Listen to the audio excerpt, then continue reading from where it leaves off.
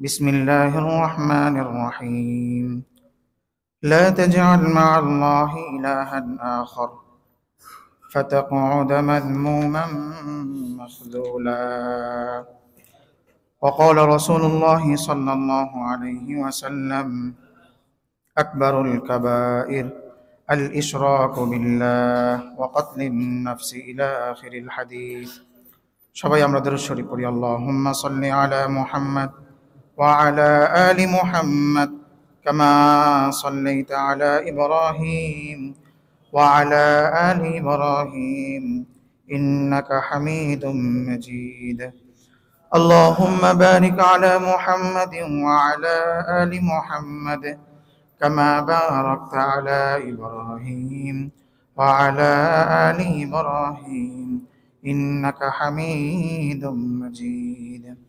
আলহামদুলিল্লাহ, আল্লাহ রাব্বুল আলামিনের দরবারে লাখ কোটি শুকরিয়া যে আল্লাহ রাব্বুল আলামিন আমাদের সবাইকে জুমার নামাজের খাতিরে একত্রিত হওয়ার তৌফিক দান করেছেন। এজন্য সকলেই বলি আলহামদুলিল্লাহ। আমরা মেরাজের প্রেক্ষাপট এবং মোটামুটি সংক্ষিপ্তভাবেই ঘটনাবলী আলোচনা করছিলাম। মেরাজের প্রেক্ষাপট কি ছিল, আল্লাহ রাব্বুল আলামিন কেন মেরাজ এই ঘটনাটা সংগঠন করাইলেন, এবং মেরাজে যাওয়ার পথে বাইতুল মুকাদ্দাস যাওয়ার পথে নবী করিম সাল্লাল্লাহু আলাইহি ওয়াসাল্লাম জাহান্নামের কি আযাবগুলো অবলোকন করেছেন সে সম্পর্কে আমরা কিছুটা আলোকপাত করেছি, জেনেছি। আমরা আল্লাহ রাব্বুল আলামিনের কাছে দোয়া করি আল্লাহ রাব্বুল আলামিন আমাদের সকলকেই এই ধরনের আযাব থেকে এবং সমস্ত প্রকার জাহান্নামের আযাব থেকে আমাদেরকে হেফাজত করেন। নবী করিম সাল্লাল্লাহু আলাইহি ওয়াসাল্লাম সবসময় আমাদেরকে জাহান্নামের আযাব থেকে পানাহ চাওয়ার জন্য আদেশ করেছেন। এই জন্য আমরা সব সময় এই দোয়াটাই করব, আল্লাহুম্মা ইন্না নাসআলুকাল জান্নাহ ওয়া নাউযু বিকা মিনান নার। এবং নবী করিম সাল্লাল্লাহু আলাইহি ওয়াসাল্লাম ইরশাদ করেছেন, যে ব্যক্তি সকাল এবং সন্ধ্যায় 7 বার একটি দোয়া পাঠ করবে, এই দোয়া পাঠ করার পরে ওই দিনে অথবা ওই রাত্রে যদি সেই ব্যক্তি ইন্তেকাল করেন, আল্লাহ রাব্বুল আলামিন তাকে জাহান্নামের আগুন থেকে মুক্তি দিবেন। দোয়াটি হচ্ছে আমরা সকলেই জানি আলহামদুলিল্লাহ, আল্লাহুম্মা আজরিনি মিনান নার, আল্লাহুম্মা আজরিনি মিনান নার। ফজিলত অনেক বড়, দোয়া অনেক ছোট, কিন্তু আমাদের এটা পড়তে মনেই থাকে না। তো এই জন্য আমরা ফজরের নামাজের সালাম ফিরানোর পরেই আয়াতুল কুরসি পড়ব, আয়াতুল কুরসি পড়ার পরেই আমরা এই দোয়াটা পড়ে নিব, এবং মাগরিবের নামাজের সালাম ফিরানোর পরেই আয়াতুল কুরসি পড়ে নিব। আয়াতুল কুরসি পড়ার পরে আল্লাহুম্মা আজরিনি মিনান নার 7 বার পড়ে নিব। 7 থেকে 8 সেকেন্ড লাগে অথবা 10 সেকেন্ড লাগে এটা পড়তে। তো এত সহজ আমল, এর পরেও যদি আমরা এই দোয়াগুলো না করি তাহলে আমাদের চেয়ে হতভাগা আর এই জমিনের উপরে কেউ থাকবে না। তো এই জন্য আমলের কদর করা, সময়ের কদর করা। নবী করিম সাল্লাল্লাহু আলাইহি ওয়াসাল্লাম রজব মাসে এবং শাবান মাসে যে দোয়া পড়তেন, ওই দোয়াটাও আমরা অনেকে আলহামদুলিল্লাহ জানি। আজকে রজব মাসের 30 তারিখ, শাবান মাস আগামীকাল থেকে ইনশাআল্লাহ শুরু হবে। আমরা এই দোয়া তো অবশ্যই পড়ব, এবং রমজানের যে প্রস্তুতি, সেই প্রস্তুতি, আমলের প্রস্তুতি, ঈমান পাকা করার প্রস্তুতি এখন থেকে যদি আমরা না নেওয়া শুরু করি তাহলে দেখা যাবে রমজান মাসে আমাদের অলসতা বাড়বে। ইবাদত অল্প একটু ইবাদত করেই মনে হবে যে অনেক করে ফেলছি, আমরা অনেক ইবাদত করে ফেলছি, এরকম মনে হবে। অথচ আশরাফ আলী থানভী রহমতুল্লাহি আলাইহি বলতেন যে তুমি যেই পরিমাণ ইবাদত করেছো, করার পরে যদি তোমার এরকম মনে আসে যে আমি অনেক করছি, তুমি এরপরে এটাও তোমার অন্তরে আনবা যে আমি যেই পরিমাণ ইবাদত করছি, আমার পূর্ববর্তী মানুষগণ, আমাদের বড়রা এর থেকেও অনেক বেশি ইবাদত করে গেছেন। আমরা 1 মাসে, 2 মাসে, 3 মাসে, তারপর 10 মাসে, 1 বছরে 1 খতম কোরআনে কারীম তেলাওয়াত করি, তেলাওয়াত তো করি না, খতম দিই। কিন্তু আমাদের বড়রা, তাও আবার মহিলা, পুরুষ হলে না হয় একটা বিষয় ছিল, কিন্তু মহিলা মানুষ, শাইখুল হাদিস জাকারিয়া রহমতুল্লাহ আলাই, পাক ভারত উপমহাদেশের হাদিস জগতের সম্রাট, যাকে এক বাক্যে শাইখুল হাদিস নামে সকলেই চেনে, ওনার পরিবার, ওনার মা, ওনার স্ত্রী, ওনাদের ঘরের মহিলারা দিনে 40 পারা তেলাওয়াত করতেন। কত? 40 পারা, মানে এক খতম 10 পারা দিনে। কেমনে আল্লাহ জানে। দিনে আমরা আমরা হাফেজ আছি আলহামদুলিল্লাহ, আমরা মাগরিব পরে এরকম শুরু করতাম, ফজরের আগে আগে আলহামদুলিল্লাহ এক খতম হয়ে যেত। যারা আমাদের হাফেজ যারা আছে আর কি, এখনকার হাফেজ জানি না কি অবস্থা, কিন্তু আমাদের সময় এরকম একটা কম্পিটিশন ছিল যে কম সময়ের মধ্যে দ্রুতভাবে কে খতম করতে পারছে। সোয়াবের নিয়ত না কিন্তু, কারণ হাদিসে মানে এটা নিষেধ আসছে যে তোমাদের মধ্যে কেউ যেন 3 দিনের কমে খতম না করে। এটা হচ্ছে ওই ব্যক্তির জন্য যে কিছুই বোঝে না। আর যে ব্যক্তি বোঝে, কোরআনে কারিমের অর্থগুলো আলহামদুলিল্লাহ বোঝে, সেই ব্যক্তির জন্য একদিনেও সমস্যা নেই, সে একদিনেও খতম করতে পারবেন। আর যে ব্যক্তি কোরআনে কারিম কিছুই বোঝে না, একটা গল্প মনে পড়ে গেল, আচ্ছা থাক, ওটা অন্যদিন বলবো ইনশাল্লাহ, আজকে ওই বিষয়ে বলবো না। যে ব্যক্তি কোরআনে কারিমের কিছুই বোঝে না, শুধু পড়তে জানে, সে ব্যক্তির জন্য 3 দিনের কমে খতম করার কোনো অনুমতি নেই। আর যে ব্যক্তি জানে, সে ব্যক্তি পড়তে পারবে। তো হাফেজদের জন্য এটা একটা, তার রিয়াদ কেমন, তার মুখস্থ কেমন হয়েছে, সে এক টানে পুরা কোরআন শরীফ শোনাতে পারে কিনা, এটা এক সময় ছিল। তো মাগরিব পরে শুরু করা হইতো, ফজরের আগে আগেই কোরআন শরীফ খতম হয়ে যেত।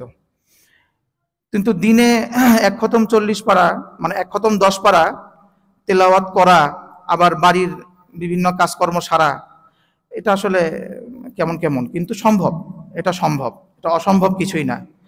আমাদের কাছে যারা আমরা কোরআন শরীফ পড়তেই পারি না, তাদের কাছে অসম্ভব মনেই হতে পারে, ওটা কিছু করার নাই। কিন্তু যারা কোরআন শরীফ পড়তে পারে, যাদের এরকম অভিজ্ঞতা আছে যে কম সময় খতম করার, তাদের মধ্যে এটা সম্ভব। এটা তো যেটা বলছিলাম যে আমাদের বড়রা এর থেকেও বেশি আমল করে গেছেন। তো সুতরাং আমাদের কিছু আমল করে এরকম ভাবার কোনো বিষয় নেই যে আমি কিছু করে ফেলছি। ওসমান রাদিয়াল্লাহু তাআলা আনহুর ব্যাপারে বলা আছে, তিনি বেতের নামাজের প্রথম রাকাতেই কোরআনে কারিম খতম করতেন। আমাদের তো বিশ্বাস হয় না। বিশ্বাস হয়? হয় না, কিন্তু করতে হবে। সে করছেন যে, কারণ আমরা দেখছি, আমরা আমাদের নিজেও দেখছি আলহামদুলিল্লাহ। বললাম তো এশার প্রথম ওয়াক্তে, কারণ আমাদের সময় তো এশার নামাজের আমরা অনেক পরে পড়ি, ওয়াক্ত হওয়ার সঙ্গে সঙ্গে আজান হতো, আজানের পরে পরে নামাজ হয়ে যেত। তো নামাজের পরে যদি তেলাওয়াত শুরু করে, দেখা যাচ্ছে যে বেতের নামাজ তো আমরা 3 রাকাত যত দ্রুত পারা যায় তেলাওয়াত করে শেষ করে ফেলি। কিন্তু সাহাবায়ে কেরাম তো এরকম ছিলেন না, ওনারা সারা রাত্রি নামাজ পড়তেন। আল্লাহ পাক বলছেন, ইয়া আইয়ুহাল মুজাম্মিল কুমিল লাইলা ইল্লা কালিলা নিসফাহু আও ইনকুস মিনহু কালিলা। ওনারা এই আয়াতের উপর আমল করতেন যে তুমি রাত্রে নামাজ পড়ো, অথবা রাতের অর্ধেক তুমি নামাজ পড়ো, অথবা কিছুটা হলেও তুমি মানে কমে ঘুমাও, একটু ঘুমায় নাও, বাদ বাকিটা নামাজ পড়ো। আর আমরা একটুও নামাজ পড়ি না, বাদ বাকিটা খালি ঘুমাই। আমাদের অবস্থা এরকম। দেখা গেছে অনেক দিন পর পর একদিন আমরা নামাজ পড়ছি, নামাজ পড়ে আরে গল্প কারে কয় মানুষকে, ভাই আজকে ফজরের সময় উঠলাম, একটু আগেই উঠছিলাম, মানে বোঝাচ্ছে যে আমি কি করছি, তাহাজ্জুদটাও পড়া হয়েছে আজকে। আজকে 4টার দিকে উঠে যখন অজু করলাম না, খুব ঠান্ডা লেগেছিল। মানে কি বোঝাইলো, তাহাজ্জুদটা উনি আজকে পড়েছেন। এই অবস্থা। যে একদিন বললাম না যে হাজী সাহেব 3-4 বার হজ করছেন, কেউ হাজী সাহেব কয় না। আর ওনার বাড়িতে মেহমান গেলেই, সাত্তারের মা আমার 3য় হজের জায়নামাজটা নিয়ে আসো তো একটু, আমি একটু নামাজ পড়তে চাই। 3য় হজের জায়নামাজ, মানে 3 বার হজ করছে। এই আমাদের অবস্থা। তো যাই হোক, যত আমল আমাদের করা হোক না কেন, আমাদের বড়রা এর থেকে বেশি আমল করে গেছেন। তো এই জন্য আমলের প্রস্তুতি নেওয়া দরকার। না হয় রমজান মাস যাবে আসবে, আমাদের জীবনের কোনো পরিবর্তন হবে না। কত রমজান যাবে, কত রমজান আসবে, জীবনের পরিবর্তন হবে না। আর নবী করিম সাল্লাল্লাহু আলাইহি ওয়াসাল্লাম ইরশাদ করেছেন, আমরা সকলেই জানি এগুলো, খালি মনে করাই দেওয়া, যে ব্যক্তি রমজান পেল নিজের গুনাহ ক্ষমা করে নিতে পারলো না, সে ব্যক্তি ধ্বংস হোক। তাহলে বিষয়টা কেমন দেখা যাচ্ছে? আমরা তো ধ্বংসের দিকেই চলে যাচ্ছি। আল্লাহ পাক বলছেন, সানাস্তাদরিজুহুম মিন হাইসু লা ইয়ালামুন, তাদেরকে আমি অধপতনে আমি তাদেরকে নামিয়ে ফেলবো, তারা বুঝতেও পারবে না যে তারা ধ্বংস হয়ে যাচ্ছে। তা আমাদের বর্তমান আমলের দিকে তাকাইলে এটা আমাদের নিজেই আমরা বুঝতে পারি যে আমাদের অধপতন আমাদের হয়ে যাচ্ছে। একটু আমল করেই মনে করি যে অনেক করে ফেলছি। আমলের থেকে বেশি হলেই, জুমার বয়ান যদি একটু 10 মিনিট বেশি হয়, আরে কাম সারছে, এত টাইম হুজুর কেন নিল? আর এই একই কাজ যদি 2 নাম্বার মাঠে হয়তো ফুটবল খেলা, টাই ব্রেকার হলো, হচ্ছে না, আবার একটু সময় নিচ্ছে, ড্র হলো, তাও হচ্ছে না, 20 মিনিট 90 মিনিটের খেলা আরো বেশি হয়ে যাচ্ছে, না চলুক, আরেকটু চলুক, দেখি একটু। এই আমাদের অবস্থা। এটা খুব মারাত্মক কথা। এটা আমার দোষ যে আমার টাইম বেশি হয়। কিন্তু যারা আমরা মনের ভিতরে আনছি, যে অভিযোগটা করছি যে টাইমটা কেন বেশি নিল, এটা একটা বিষয়, যে ভাবার বিষয়, যে আসলেই আমি মোহাব্বত নিয়ে কথাটা বললাম, নাকি আমার মসজিদে থাকতে মন চাচ্ছে না, বয়ানটা শুনতে মন চাচ্ছে না, অথবা মসজিদে একটু আমলের বিষয়ে বসছি, এটা আমার মন চাচ্ছে না। এটা বোঝার বিষয়। এটা আসলে খুবই মারাত্মক পর্যায়ে আমরা যাচ্ছি, আমাদের মানসিক অবস্থা খারাপের দিকে যাচ্ছে। আল্লাহ রাব্বুল আলামিন আমাদের সকলকে এই ধরনের কাজ থেকে হেফাজত করুক। নবী করিম সাল্লাল্লাহু আলাইহি ওয়াসাল্লাম জাহান্নামের আযাবগুলো যখন দেখলেন, দেখার পরে বাইতুল মুকাদ্দাস পৌঁছে গেলেন। পৌঁছে যাওয়ার পরে সেখানে সমস্ত আম্বিয়ায়ে কেরাম, যত আম্বিয়ায়ে কেরাম এসেছেন, আমাদের সমাজে প্রচলিত একটা কথা আছে, 1,24,000 অথবা 2,24,000 আম্বিয়ায়ে কেরাম এসেছেন। এই কথাটা সঠিক না, এই সংখ্যাটা সঠিক না, বলতে হবে অসংখ্য নবী করিম, অসংখ্য আম্বিয়ায়ে কেরাম দুনিয়াতে এসেছেন। সংখ্যা সঠিক না, কিন্তু রসুলদের সংখ্যা 313 জন। কয়জন ভাই বললাম? 313 জন, এটা ফিক্সড রসুলদের সংখ্যা। রসুল কারা? যাদেরকে কিতাব দেয়া হয়েছে অথবা নতুন শরীয়ত দেয়া হয়েছে, নতুন নিয়ম দেয়া কিছু হয়েছে, ওনাদেরকে কি বলা হয়? রসুল বলা হয়। আর নবী বলা হয় যারা পূর্ববর্তী নবী অথবা পূর্ববর্তী কিতাবের অনুসরণ করেছেন, তাদেরকে নবী বলা হয়। আমাদের নবী মুহাম্মদ সাল্লাল্লাহু আলাইহি ওয়াসাল্লাম নবী ছিলেন, সঙ্গে সঙ্গে কি ছিলেন? রসুল ছিলেন। দুটা ক্যাটাগরি একসঙ্গে ছিল। জুলকিফিল আলাইহিস সালাম, ইয়াহইয়া আলাইহিস সালাম, না ইয়াহইয়া আলাইহিস সালাম না, ইয়াসা আলাইহিস সালাম, ইয়াসা আলাইহিস সালাম, উনি নবী ছিলেন, রসুল ছিলেন না। কোরআনে কারিমের মধ্যে 25 জন নবী রসুলের নাম আসছে না? তো তার মধ্যে একজন নাম কি বললাম ভাই? ওই যে আমাদের হাফেজ ইয়াসা ভাই ছিল। দুনিয়াতে আমি একজনই পাইছিলাম যে একজনের নাম, নবীর নামে নাম রাখছে হাফেজ ইয়াসা। কারণ এই নামে, মানে এই নবীর নামে কারণ নাম আমি কোনো সময় দেখি নাই। তা আমাদের হাফেজ ইয়াসা ভাই, যে ইয়াসা একজন নবীর নাম, একজন সম্মানিত নবীর নাম আলাইহিস সালাম। তো উনি ছিলেন শুধু নবী। আর আমাদের মুহাম্মদুর রাসূলুল্লাহ সাল্লাল্লাহু আলাইহি ওয়াসাল্লাম কি ছিলেন? নবীও ছিলেন, রসুলও ছিলেন। ঈসা আলাইহিস সালাম নবী ছিলেন, রসুল ছিলেন। দাউদ আলাইহিস সালাম নবী ছিলেন, রসুল ছিলেন। ইব্রাহিম আলাইহিস সালাম নবী ছিলেন, রসুল ছিলেন। আমার কথা কি বুঝতে পারছেন? তাহলে নবী এবং রসুলের মধ্যে কিছুটা পার্থক্য আছে। তাহলে নবীর সংখ্যা কতগুলো আমরা জানি না, অসংখ্য নবী বলতে হবে কি? আমরা অনেক সময় বলে ফেলি 1 লক্ষ, অনেক আলেমরাও, অনেক হুজুররা, অনেক বক্তারা এটা বলে ফেলেন 1 লক্ষ বা 2,24,000 এরকম নবী এসেছেন। না, অসংখ্য নবী এসেছেন, কিন্তু রসুলদের সংখ্যা ফিক্সড 300 কজন ভাই? 13 জন।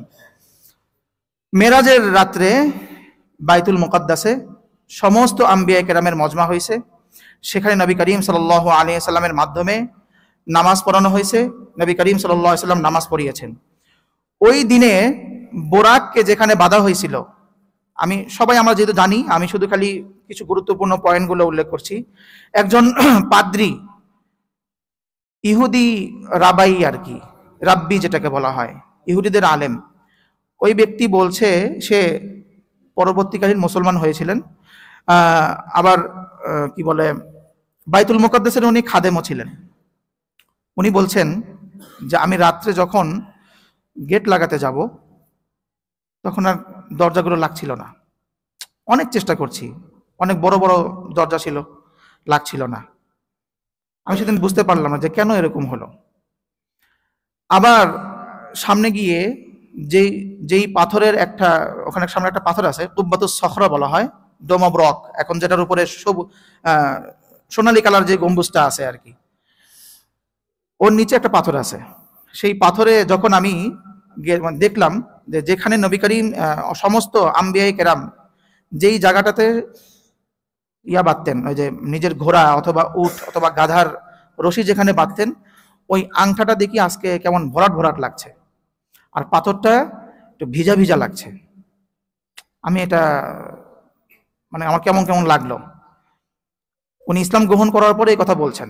পরবর্তীকালীন যখন উনি শুনছেন যে নবী করিম সাল্লাল্লাহু আলাইহি ওয়াসাল্লাম কোথায় গেছেন, মেরাজের রাত্রে ওখানে নামাজ পড়াইছেন, তিনি ওখানে গেছেন, তখন উনি অনেক বিশ্বাস হয়েছে যে তাহলে সেদিনই এটা হয়েছিল। আমি অনেক চেষ্টা করছি, কি হয় নাই, দরজা লাগে নাই, আবার ওখানে দেখি একটু ভরাট ভরাট লাগে, এই একটা বিষয়।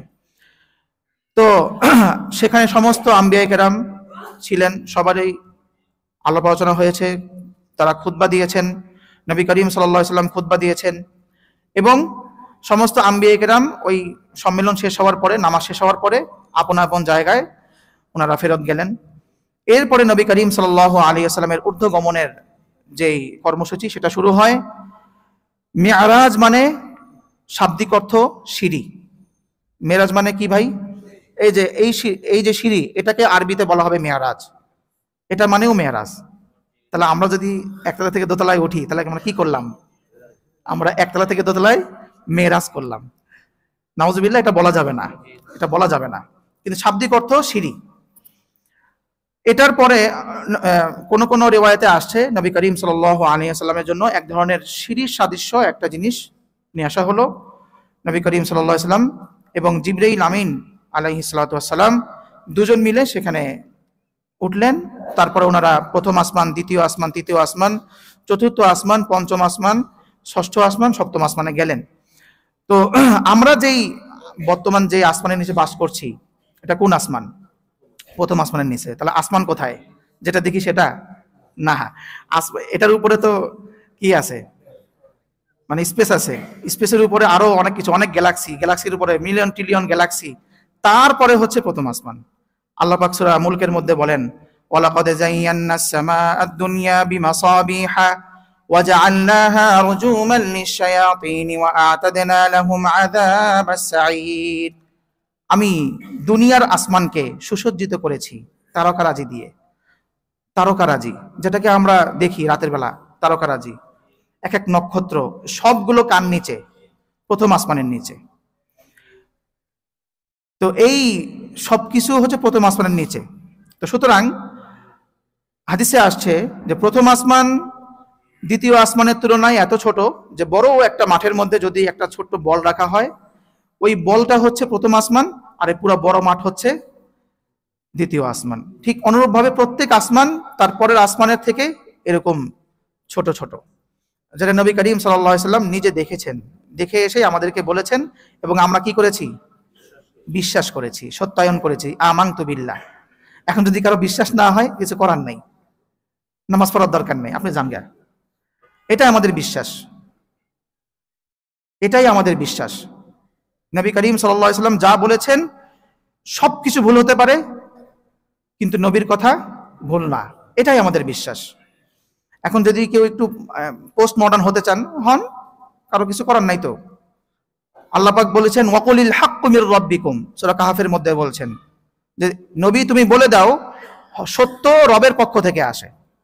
ফামান শাআ ফালইউমিন, সুতরাং যে চায় সে ঈমান আনুক, ওমান শাআ ফালইয়াকফুর, যে চায় সে অবিশ্বাস করুক। কিন্তু জেনে রাখো, ইন্না আ'তাদনা লিয-যালিমিনা নারা, নিশ্চয়ই আমি জালেমদের জন্য, কাফেরদের জন্য আগুনের প্রস্তুত করে রাখছি। ইচ্ছা যে যা করো, সমস্যা নেই।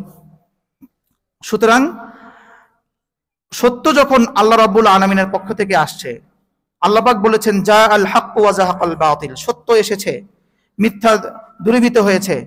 ইন্নাল বাতিলা কানা যাহুকা, নিশ্চয় মিথ্যা দূরীভূত হওয়ারই ছিল। সুতরাং আমাদেরকে সত্যকে বিশ্বাস করে নিতে হবে, চাই সেটা আমার কপালে কি বলে আমাদের মগজে ধরুক আর না ধরুক, আমাদের ব্রেনে ধরুক আর না ধরুক, কিছু করার নাই। যে এখন ধরবেন না কিন্তু বিশ্বাস করছেন না, কিছু করার নাই, আপনার জন্য আমাদের এক বালতি সমবেদনা। অনেক ভাই আমরা এগুলোতে ভুগি, এই জন্য বারবার এই কথাগুলো আমি বলি। ইমান কারে বলে দেখেন, আবুল আহাবের 5 জন সন্তান, আবুল আহাব যার জন্য খোদ আল্লাহ সূরা নাজিল করেছেন, কোরআনে কারীম যে সত্য এটার আর কিছু লাগবে না, কোনো সূরা লাগবে না, শুধু আবুল আহাবের সূরা হলেই হবে। তাব্বাত ইয়াদা আবি লাহাবিন ওয়া তাব, আল্লাহ বলেছেন যে আবুল আহাবের হাত ধ্বংস হোক, সে নিজেও ধ্বংস হোক, তার সম্পদ তার সন্তান তার কোনো কাজে আসবে না। এই কথা যখন বলছেন, আবুল আহাবের কিন্তু স্কোপ ছিল যে একটু ইসলামটা গ্রহণ করলেই কিন্তু ধ্বংসটা হয় না, আছে না ভাই? এটা স্কোপ ছিল না? কারণ যে ব্যক্তি মুসলমান হবে সে তার কি হবে না, ধ্বংস হবে না। আবুল আহাবের স্কোপ ছিল যে আমি এই আয়াতটাকে মিথ্যা করব, আমি একটু ইসলামটা গ্রহণ করে ফেলি, কিন্তু তার আর কি হয় নাই, ইসলাম গ্রহণ করার তৌফিক হয়েছে? হয় নাই, সে এভাবে মারা গেছে। এবং কিয়ামত পর্যন্ত এই সূরা নামাজের মধ্যে পড়তে হয়, তারপরে তার জন্য আমাদের বদদোয়াও করতে হয়। আবুল আহাবের 5 জন সন্তান, 5 জন সন্তানের 1 জন সন্তান তো কাফের হয়ে মারা গেছে, 4 জন সন্তান কি হয়েছে? মুসলমান হয়েছে। তারাও কি নামাজের মধ্যে সূরা লাহাব পড়তো। এটা হচ্ছে ঈমান। তারাও বিশ্বাস করতো তাব্বাত ইয়াদা আবি লাহাবিন ওয়া তাব, নিজের বাপের বিরুদ্ধেও কি পড়তো? সূরাটা পড়তো। ভাই এত সহজ না, খালি একটু মানে কালেমা পড়লাম আর বিশ্বাস করে ফেললাম, কি বলে মুখে মুখে বললাম আর ঈমান আনলাম না, পরিপূর্ণ বিশ্বাস করতে হবে। আল্লাহ পাক বলছেন তো বাস ধ্বংস ধ্বংস, আমার বাপ ধ্বংস তো ধ্বংস, এটা হচ্ছে ঈমান। তো নবী করিম সাল্লাল্লাহু আলাইহি ওয়াসাল্লাম আমাদেরকে বলেছেন বাস আলহামদুলিল্লাহ। এভাবেই প্রথম আসমানে আদম আলাইহিস সালাম দেখা হয়েছে, দ্বিতীয় আসমানে ঈসা আলাইহিস সালাম এবং ইয়াহইয়া আলাইহিস সালামের সঙ্গে দেখা হয়েছে, তৃতীয় আসমানে ইদ্রিস আলাইহিস সালামের সঙ্গে দেখা হয়েছে, চতুর্থ আসমানে আয়াহুমা, তৃতীয় আসমানে ইয়াহইয়া আলাইহিস সালাম দেখা হয়েছে, চতুর্থ আসমানে হয়েছে ইদ্রিস আলাইহিস সালামের সঙ্গে দেখা, পঞ্চম আসমানে হয়েছে মুসা আলাইহিস সালামের সঙ্গে দেখা, হারুন আলাইহিস সালামের সঙ্গে দেখা, আর পঞ্চম আসমানে হয়েছে মুসা আলাইহিস সালামের সঙ্গে দেখা হয়েছে, আর সপ্তম আসমানে গিয়ে ইব্রাহিম আলাইহিস সালামের সঙ্গে দেখা হয়েছে। এরপরে নবী করিম সাল্লাল্লাহু আলাইহি ওয়াসাল্লামকে সিদরাতুল মুনতাহা পর্যন্ত নিয়ে যাওয়া হলো, যেটা হচ্ছে একদম সর্বশেষ সীমারেখা, এবং সেখানে একটা বড়ই বৃক্ষ রয়েছে যেটাকে বলা হয় সিদরাতুল মুনতাহা। এরপরে কোনো ফেরেশতা কোনো অন্যান্য মাখলুকের যাওয়ার পরিপূর্ণ নিষেধ। সেখানে নবী করিম সাল্লাল্লাহু আলাইহি ওয়াসাল্লামকে রফরফ নামক এক বাহনে করে আরশে আজিমে নিয়ে যাওয়া হলো। নূরের তাজাল্লি 70,000 নূরের তাজাল্লি ভেদ করে আল্লাহ রাব্বুল আলামিন নিজের নবীকে নিয়ে গেলেন, এবং নবী করিম সাল্লাল্লাহু আলাইহি ওয়াসাল্লাম মনে মনে ভাবছিলেন আমি কি পড়ব, আমি গিয়ে আমার রবের সঙ্গে যে দেখা করব, আমি কি বলে আমার রবকে আমি সম্ভাষণ দিব। তখন নবী করিম সাল্লাল্লাহু আলাইহি ওয়াসাল্লামের মনে এবং মুখ দিয়ে অবচেতন মনেই বের হয়ে গেল আত্তাহিয়াতু লিল্লাহি ওয়াস সালাওয়াতু ওয়াত তাইয়্যিবাত, আত্তাহিয়াতু লিল্লাহি ওয়াস সালাওয়াতু ওয়াত তাইয়্যিবাত। আত্তাহিয়াতু সমস্ত মৌখিক ইবাদত, ওয়াস সালাওয়াতু সমস্ত শারীরিক ইবাদত, ওয়াত তাইয়্যিবাত সমস্ত আর্থিক ইবাদত। শব্দ আরবি ভাষা কত ব্যাপক, এক শব্দের মধ্যেই সবকিছু নিয়ে আসা হয়েছে। আমি মুখ দিয়ে যত ইবাদত করি সব কিছুকে বলা হয় আত্তাহিয়াত। ওয়াস সালাওয়াত শরীর দিয়ে যত আমাদের ইবাদত হয় সবকিছুকে এক ভাষায় বলা হয় সালাওয়াত, সালাতের বহু বচন সালাওয়াত। ওয়াত তাইয়্যিবাত, তাইয়্যিবাত মানে সমস্ত আর্থিক ইবাদত। মানুষের ইবাদত তিনটাই, এই তিন ক্যাটাগরি যে কোনো একটা ক্যাটাগরির মধ্যে পড়ে যায়। তো এই কথাটা আল্লাহ রাব্বুল আলামিন নিজেই তো নবী করিম সাল্লাল্লাহু আলাইহি ওয়াসাল্লামের মনের মধ্যে গেঁথে দিয়েছেন, তারপরে তো বের হয়েছে। তারপরে আল্লাহ রাব্বুল আলামিন আমাদের নবীকে সালাম দিলেন, আসসালামু আলাইকা আইয়ুহান নাবিয়্যু ওয়া রাহমাতুল্লাহি ওয়া বারাকাতুহু। হে নবী, আপনার প্রতি আমার পক্ষ থেকে সালাম এবং রহমত এবং বরকত বর্ষিত হোক। নবী করিম সাল্লাল্লাহু আলাইহি ওয়াসাল্লাম শুধুমাত্র নিজের কথা না ভেবে উম্মতের কথাও তিনি ভাবলেন, এবং ওই সমস্ত উম্মত যারা শুধুমাত্র নেককার হবে। তিনি বলেছেন, আসসালামু আলাইনা ওয়া আলা ইবাদিল্লাহিস সালিহিন, আমার উপর সালাম এবং যারা আল্লাহ রাব্বুল আলামিনের নেককার বান্দা, সালেহীন বান্দা, তাদের উপরেও সালাম বর্ষিত হোক। এই কথোপকথন শুনে সমস্ত ফেরেশতারা একসঙ্গে একযোগে বলে উঠলেন, আশহাদু আল্লা ইলাহা ইল্লাল্লাহু ওয়া আশহাদু আন্না মুহাম্মাদান আবদুহু ওয়া রাসূলুহু।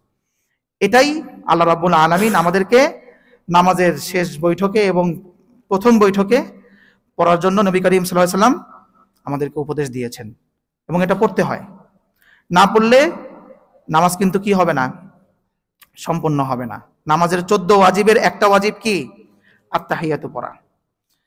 তো সুতরাং যখন আমরা এই বিষয়গুলো একটু যদি ভেবে ভেবে একটু নামাজের মধ্যে যদি একটু নামাজ পড়ে নিই, তাহলে কিন্তু আমাদের নামাজটা অনেক রুহানি নামাজ হবে, অনেক সুন্দর নামাজ হবে, নামাজ পড়ে অনেক মজা পাবো।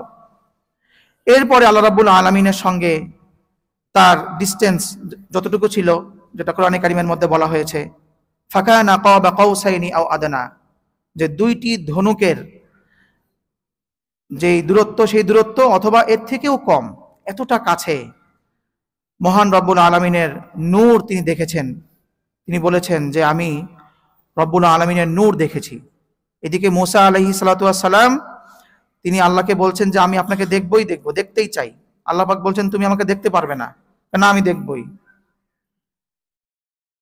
তখন আল্লাহ রাব্বুল আলামিন বললেন যে তুমি তো আমাকে দেখতে পারবে না, কিন্তু এই পাহাড়ের দিকে একটু দেখো, যদি এটাকে দেখতে পারো তাহলে তুমি আমাকে দেখার একটা যোগ্যতা অর্জন করতে পারবা। তখন আল্লাহ রাব্বুল আলামিন নূরের তাজাল্লি সেই পাহাড়ের উপরে দিলেন, পাহাড় ভস্ম হয়ে গেল, তিনি গেলেন অজ্ঞান হয়ে। আর সেদিকে আমাদের নবী মুহাম্মদ রাসূলুল্লাহ সাল্লাল্লাহু আলাইহি ওয়াসাল্লামকে নিজে ডেকে নিয়ে গিয়ে আরশে আজিমের মেহমান বানিয়েছেন।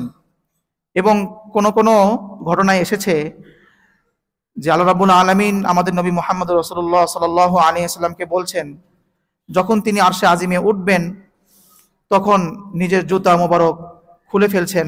তখন নবী করিম সাল্লাল্লাহু আলাইহি ওয়াসাল্লামকে মহান আল্লাহ বলছেন, আমার নবী তুমি তোমার জুতাটা পরেই আরশে আজিমে ওঠো। আল্লাহু আকবার, আল্লাহু আকবার, সাল্লাল্লাহু আলাইহি ওয়াসাল্লাম। কেমন নবীর উম্মত আমরা! সেই নবীর সুন্নতকে প্রতিদিন,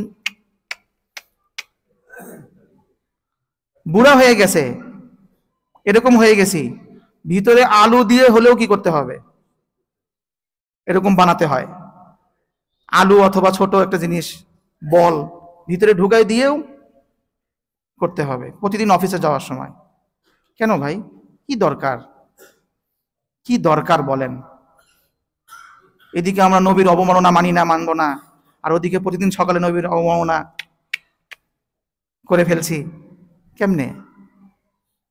এটা আসলে মানে কেমন কেমন লাগে, ভাবার বিষয়, খুবই ভাবার বিষয়। নবী করিম সাল্লাল্লাহু আলাইহি ওয়াসাল্লাম একজন সাহাবীর একটা দাড়ি উঠছে, উনি দেখে হাসছিলেন। তখন ওই সাহাবী মনে করছেন যে আমার মনে হয় একটা দাড়ি উঠছে, এই জন্য মনে হয় আমার নবী একটু হাসছেন। পরবর্তী সময় উনি দাড়িটা তুলে আবার আসছেন, তখন আর ওনার দিকে তাকান নাই। কিন্তু তখন আবার সাহাবী বলছেন যে হুজুর আপনি আমাদের কেন তাকাচ্ছেন না? তখন নবী করিম সাল্লাল্লাহু আলাইহি ওয়াসাল্লাম বললেন যে তোমার এই দাড়িতে আমি দেখছিলাম ফেরেশতারা খেলছিল, এই জন্য আমি একটু হাসছিলাম, কিন্তু এখন তো তুমি সেটা তো শেষ করে ফেললে। আবু জেহেলেরও ভাই কিন্তু কি ছিল, দাড়ি ছিল, আর আমাদের দাড়ি নাই। এখনকার না, আবু জেহেলের দাড়ি ছিল এই জন্যই তো কাটি, আবু জেহেলের ছিল দেখেই তো কাটি। ওই এক পীর সাহেব পেশাব করে পানি নেয় না, তখন কয় ভাই হুজুর আপনি পানি নেন না কেন পেশাব করে? কয় কারবালার জমিনে হোসাইন পানি পানি করে মারা গেছে, সেই পানি আমি এ জায়গায় লাগাবো না। কি যুক্তি! কারবালার জমিনে হোসাইন পানি পানি করে মারা গেছে, সেই পানি আমি এই জায়গায় লাগাবো? আল্লাহ! তো যাই হোক, আমরা কোন পর্যায়ে আছি আল্লাহ! সবাই দোয়া করি ভাই, সবাই নিয়ত করি যে আল্লাহ আমি কোনোভাবে তো রাখতে পারছি না, তুমি আমাকে রাখার তৌফিক দাও, আমি যেন এই দাড়ি নিয়েই যেতে পারি কবরে। কিন্তু আমাদের মানে জানি না কেন যে এরকম হচ্ছে, আমাদের মানসিক অবস্থা কেন এরকম হয়ে গেল যে দাড়িটা রাখতে আমাদের কি যে হয়। ভালো হতে চাই না, কেন জানি ভালো হতে চাই না। বয়ান শুনি, সব কিছু করি, ভালো হব না ইনশাআল্লাহ। হুজুর আপনি যতই বলেন ভালো হব না ইনশাআল্লাহ, এই একটা অবস্থা আমাদের। তো তারপরে আল্লাহ রাব্বুল আলামিন 3টা উপহার দিলেন।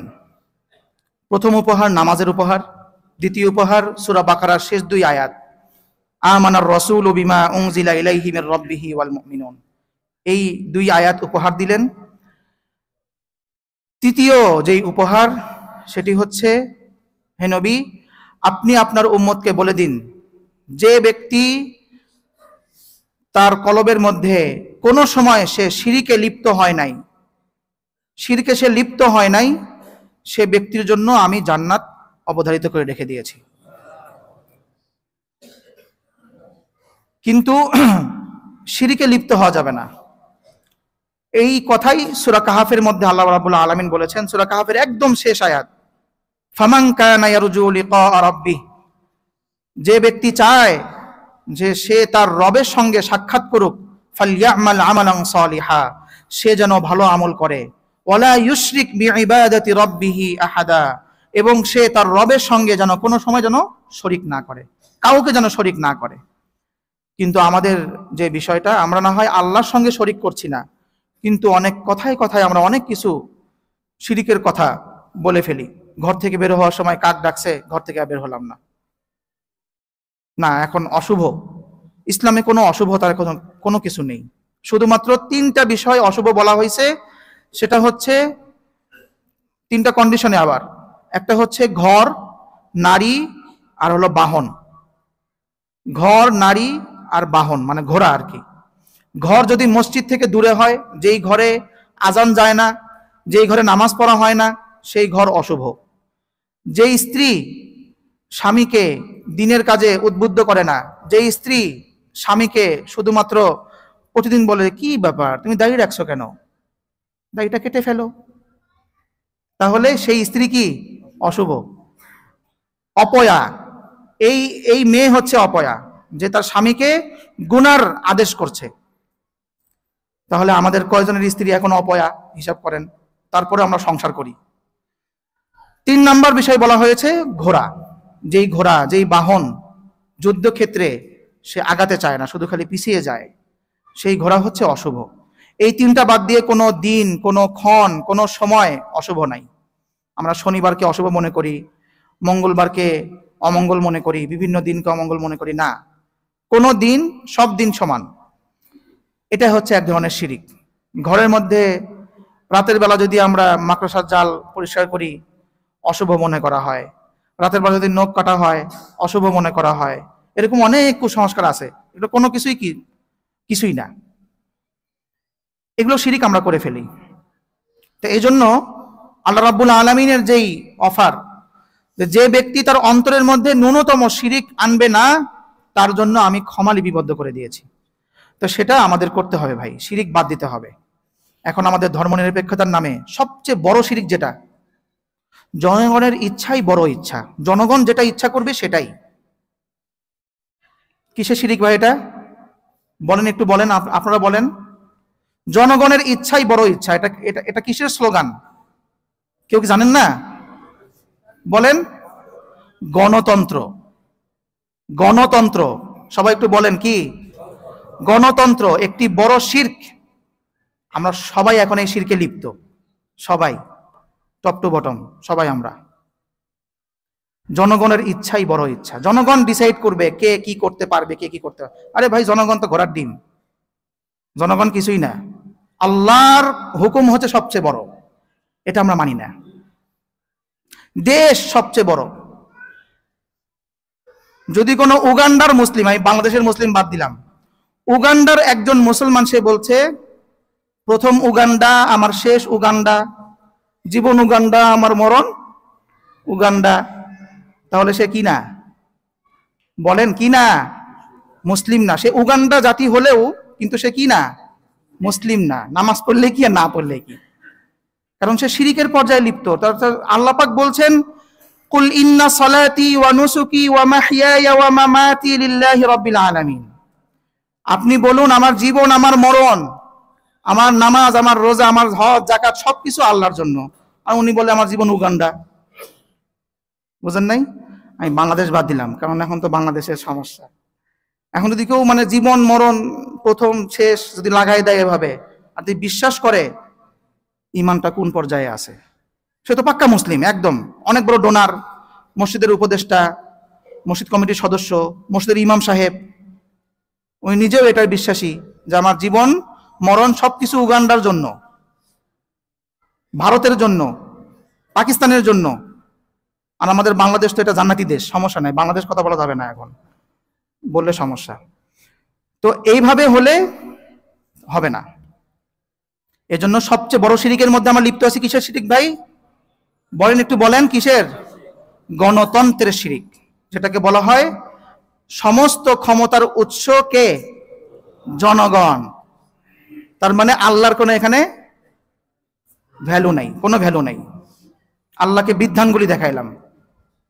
এই জন্য আল্লাহ পাকের যে অফার, সেই অফারের মধ্যে আমরা আসি তো ইনশাল্লাহ, নাকি ভাই? নাই, একজনও নাই, একজনও নাই। 14ই ফেব্রুয়ারি, এই যে আগামী 14ই ফেব্রুয়ারি কি হবে? শবে বরাত আসছে। শবে বরাতের মধ্যেও আল্লাহ পাক বলছেন যে ওই রাত্রে সকলকেই ক্ষমা করা হয়, কিন্তু যে ব্যক্তি মুশরিক তাকে ক্ষমা করা হয় না। আমাদের খালি মনে করি মুশরিক মানে খালি হিন্দু আর খ্রিস্টান আর বৌদ্ধ, আমরা মুসলমান সব আল্লাহর ওলি। কিন্তু না, যতদিন পর্যন্ত এই ধরনের ডেমোক্রেসি, তারপরে প্লুটোক্রেসি, ক্যাপিটালিজম, কমিউনিজম বাদ না দিচ্ছি, ততদিন পর্যন্ত পূর্ণ মুসলমান হতে পারবো না। এখন কেমনে কি হবে সেটা আপনারা পড়াশোনা করেন, সবকিছুর দায়িত্ব তো আমার না। কিন্তু মুশরিক হওয়া যাবে না, মুশরিক হওয়া যাবে না। আল্লাহ রাব্বুল আলামিন আমাদের সকলকেই সবচেয়ে যে বড় শিরিক বর্তমান দুনিয়ার, এই শিরিক থেকে আমাদেরকে হেফাজত করুন। সকলেই বলি আমিন। জি, আমার সবাই সুন্নত পড়ে নিই ইনশাআল্লাহ।